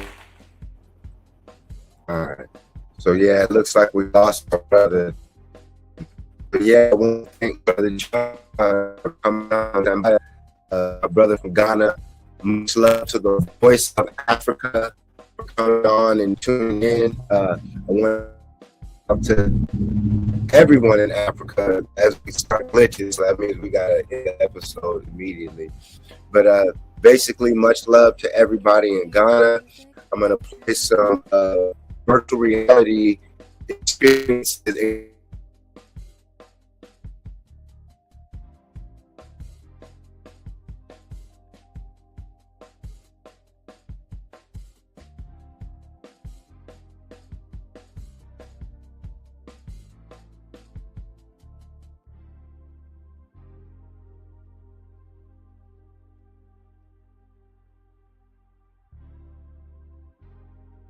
NK music on the track.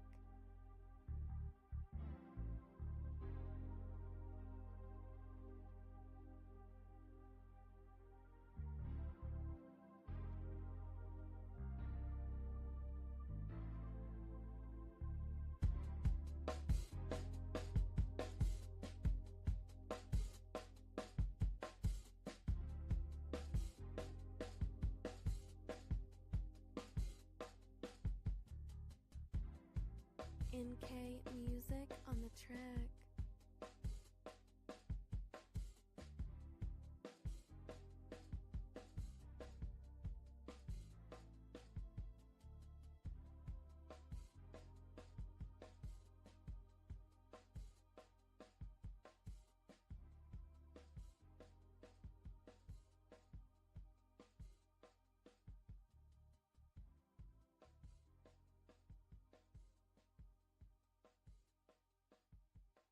NK music on the track.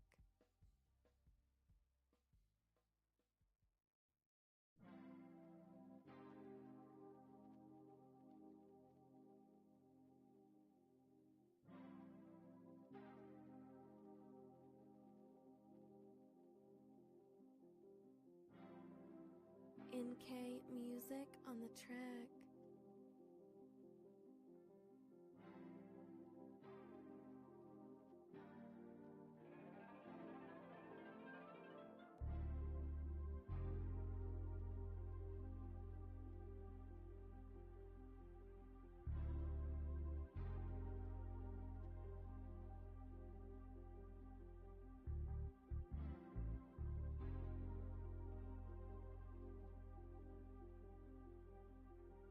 NK music on the track.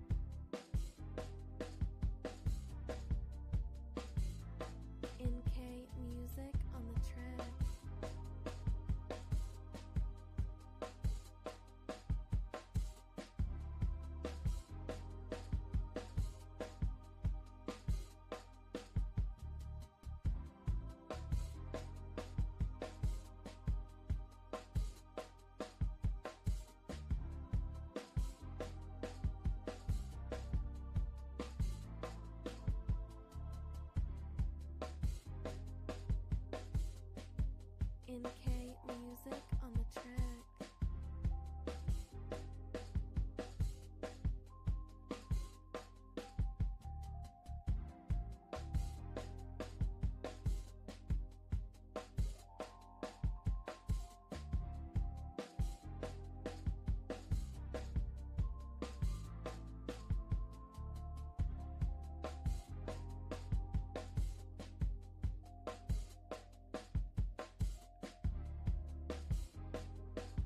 NK Music on the track. I don't know if you guys are still there.